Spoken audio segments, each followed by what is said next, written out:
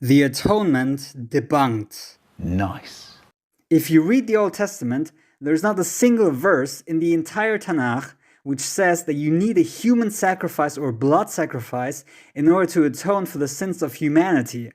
In fact, if you read Deuteronomy chapter 12, the last two verses say, you must not worship in the way of the pagans, because the pagans, they burn their sons and daughters in the fire as sacrifices to their gods.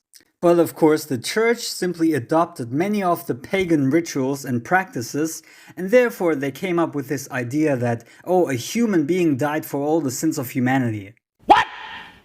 Now, if you read Leviticus chapter 16, the whole chapter talks about the atonement of sins of the Israelites and how they can cleanse themselves from sin. So in verse 6, Aaron offers a bull for his own sin and makes atonement for himself and his household. Then in verse 7, it says that he takes 2 goats and presents them before the Lord at the entrance of the tent of meeting. And in verse 8, it says he casts lots for the 2 goats.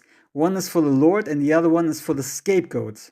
And in verse 10, it says, and this is the most important verse, but the goat chosen by Lot as the scapegoat shall be presented alive before the Lord to be used for making atonement by sending it into the wilderness as a scapegoat. And if you continue to read verse 20, Aaron has finished his atonement and then he brings forward the live goat. And what is he doing with it? Well, verse 21 says, he is to lay both hands on the head of the live goat and confess over it all the wickedness and rebellion of the Israelites, all their sins, and put them on the goat's head.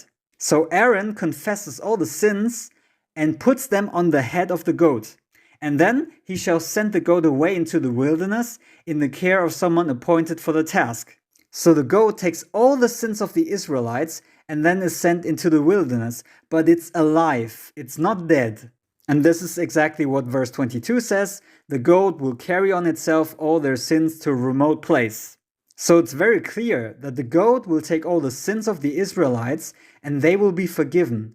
But the goat shall not be killed nor sacrificed, which means that this contradicts the church's idea that someone dies for his sins.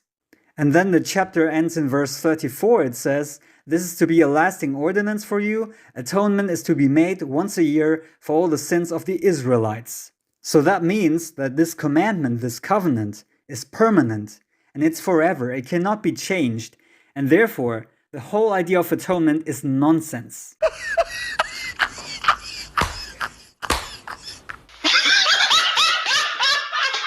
Don't forget to like and share this video with your friends and family. Until next time, peace. Assalamu alaikum.